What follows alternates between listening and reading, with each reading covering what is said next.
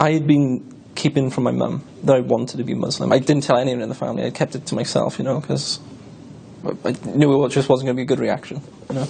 Like, I didn't even know how I was going to eventually tell her.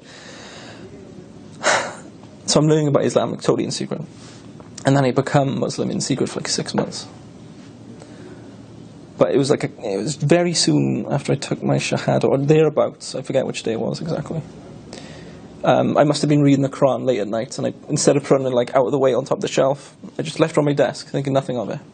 And the next morning, like 8:30, 9 a.m., Saturday morning, whatever it was, I wake up to my mother screaming at me, like just like a banshee, screaming the house down.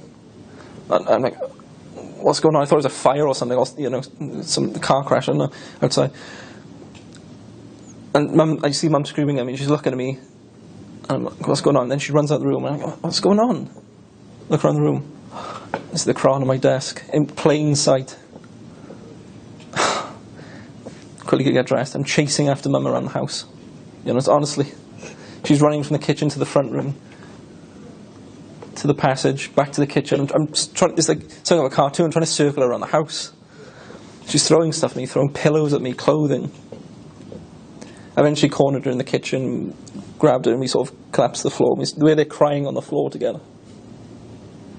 And we were crying for a few minutes, and she just kept saying, no, no, no, no. And I kept saying, yes, I want to. I want to. I think it was after. I genuinely think it was after. It was a really close period, but I do think it was after the Shahada. Okay. And she gets up and she just sort of runs out of the kitchen. And I'm stunned. I didn't know what to do, so I sort of went upstairs. And I thought, okay, just get out of the situation for a minute. She comes upstairs. No, you're not. No, you're not doing it. You're not becoming like them. People hate you. Why are you turning your back on us? Who's done this to you? You know, that's one of the first things she said to me. Who's done this to you? I was like, nobody's done this to me. I've looked into this myself. No one's converted me. No one's brainwashed me. No one's sending me to Syria. None of that. I've read the Qur'an and it speaks to me and I know it to be the truth. And she's like, no, not in this house. Not my son. And I started talking to her like, I'm a grown man, you know. I'm an adult, it's my life, you know. I got to do this for myself. And she goes away. A couple of hours later, we start speaking again. She's like, I can't stop you. I don't approve of it, but I can't stop you. It's your life, and you have to do and live as you want. You'll always be my son. I don't approve of this, but you'll always be my son. But she then goes to me, you have to wait 6 months, probably hoping I'd fall off the idea, you know. Obviously that didn't work. Yeah, I believe I was a Muslim at that point. I was really close to that date. But yeah, I took my Shahada. I was already Muslim for 6 months and I felt so much guilt, honestly, about living a double life of like, oh, I'm going to go see a friend, I'm going to the mosque, you know.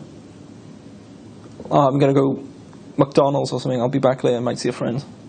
I'm at the new Muslim meetings in Cardiff for a couple months. Eventually the 6 months expires, and it was January of 2020. And I go to it and I was like, 6 months is up, I still want to do it. And she goes, okay, you're your own man, you got to live how you want. Let's just do it to get it over with, because you're breaking my heart. Okay? So she made me take my brother-in-law to Dar-ul-Isra Mosque. And I'd arranged for a couple of the brothers to take a Shahada with me again in front of my brother-in-law. We go and do that, and I've been Muslim ever since, really. Everyone was a bit shocked, because I remember I told everyone at a family party. I finally plucked up the courage to tell everyone I was Muslim at this time. Because it was at the family, it was an engagement, I think. And I'm not drinking, you know, because everyone's around the tables drinking, oh, you know, have a beer, you know, you want a drink? Do you want a glass of wine? I'm like, no, I'm fine. Have some food. I was like, no, I'm fine. Because none of it was halal and none of it was like vegetarian either, you know. So, no, I'm fine. I'll just have a can of Coke. Anyway, I eventually pluck up the courage and I go around seat to seat. I'm like, I tell my sister I want to become Muslim. Okay, fair enough. I didn't expect you to say that. I was like, okay, that wasn't the reaction I wanted. So then I go to the next sibling. It's my brother. Think about becoming Muslim. Yeah, we would. You do you, whatever you want. I'm like, okay. And I start going around to all the family members, and they're like, yeah, if that's the way you want to live, that's fine. You know, you got to live how you want. You know, just be a nice person. You know, don't turn hardcore and just say we're like disbelievers every day, every time you see us, and we're going to hellfires. You know, you say that to us as soon as we wake up. You know, obviously I was never going to do that. But honestly, apart from Mum, who initially didn't take it well, all my family's been fine with it. You know, everyone. It's quite funny. Like, I'm still living at home. Like, she bought me a thobe for Christmas and some prayer beads, tasbih, and some stuff like that. And we had a halal turkey for Christmas dinner, so I can join in, and make sure. She's like, I want to make sure you're eating. You know, she's like, in Caerphilly, can I get anything? I'm like, no, I have to go get it from Cardiff. You know, all the halal food stuff like that, and meat. I think it's been just slowly over time, seeing me just asking me questions about, like, what's this and that. Like, not that she wants to become Muslim herself, but I think she's just trying to figure out what it is and why I've done it. Like, what was the appeal? And sort of like, slowly, I'm bringing down the barriers and the misconceptions. Because, like, she's actually been looking into, like, well, this is what Muslims do themselves. Not, like I said, not that she would convert herself. Well, Allah guides who he was. But I do think it has been beneficial for the family, because I got siblings asking me questions, trying to clarify some issues. And if I haven't got a question, I'll ask a brother who knows, or find an authentic source for this sort of question. And inshallah, I hope I've, at least in my family, have demystified Islam and showed its beauty. You know?